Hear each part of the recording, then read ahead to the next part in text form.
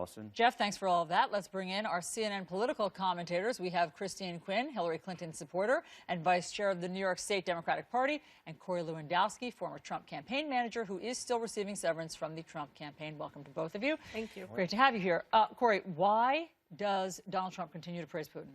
Well, I think, you heard what Mike Pence said, that Vladimir Putin has had a stronger influence on his country than Barack Obama has had here. He's been a stronger leader. You believe that? You believe that Vladimir Putin is stronger than President Obama? I think that for his people, Vladimir Putin has been a fighter. And what he has done for his people is to say, look, there's an opportunity sometimes to work with what would be normally an adversary. And what Donald Trump has said was, let's engage with Russia for a common goal, which is to defeat ISIS. Sure, but this is different. That hasn't happened. Vladimir Putin is a dictator.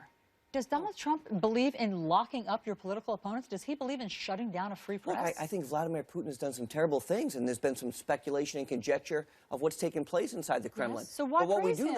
What we do know is that when there are times to work together to defeat the biggest crisis of our lifetime right now, which is ISIS, we should be working with our adversaries so they can become our friends. You've gone further. Go ahead, Christine. That's a strategic decision, right? In a point of war, who you're going to work with, who you're going to not work with. But that's not really what we're talking about.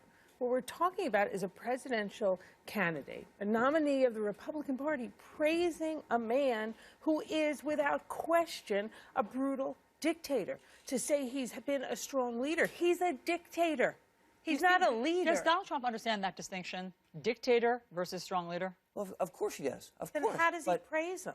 Look, I think, again, you have to remember, Hillary Clinton tried to do a reset with the Soviet Union, with Russia. It didn't work, right? What we need to do is we need to have a better relationship with our friends and our enemies across the world so that we can defeat a global terrorist community. But why then is Donald Trump giving Russia a pass on hacking possibly into the DNC computer? Well, look, we don't know if they hacked into the DNC computer. The intelligence officials believe that Russia was behind hacking into the DNC computer. So let's see if that's actually true or not. We don't know. But why are you giving them the benefit of the doubt? Why give Russia the benefit of the doubt?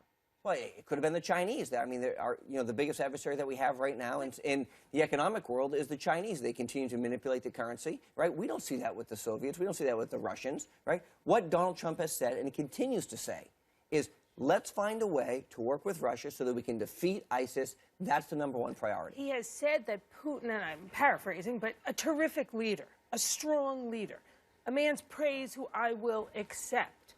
This man, again, I just don't understand how you praise someone who has oppressed his people, is a terrible dictator, has a long record of human rights violations. It just is totally counter to the United States values. And to kind of double down on it, not to talk about it in the more kind of parsed out way that you are, Corey, but to double down and really embrace him. It seems, to quote Secretary Clinton, just un-American. Then, Christine, tell me if you understand this. The polls are tightening. Despite all of this, all this rhetoric that you find offensive, the polls are tightening. Look at these Quinnipiac polls. These are the latest polls in the swing states. This isn't a national poll.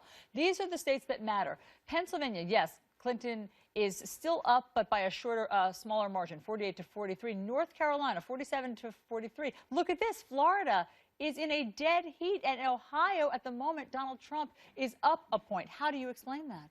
We all knew this would happen. I think if you asked the internals of either campaigns, they would have said post-Labor Day. This week, in this week particularly, as he's praising Putin, as all the things that you think are sort of disqualifying. Right. I'm putting words in your mouth. No, that's fair. So why don't voters see it that way? I think we will see voters see that. Look, the presidential races always tighten after Labor Day. Both sides know that. Both parties know that.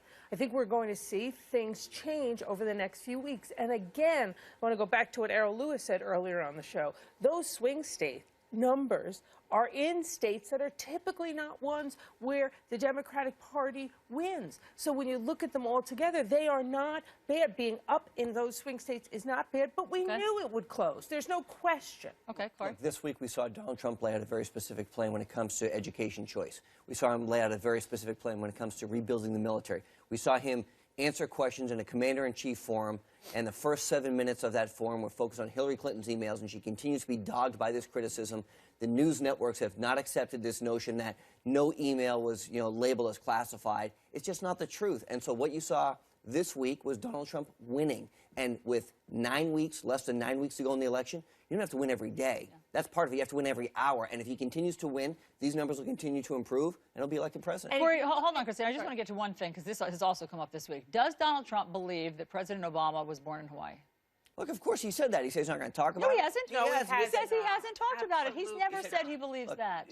He has said that Barack Obama has produced his birth certificate and he doesn't want to talk about it anymore. That's what he said. Why doesn't he say, I apologize for saying that he was not an American? No, he asked the question. He said, produce your birth certificate. The birth certificate's been produced. He's moved on.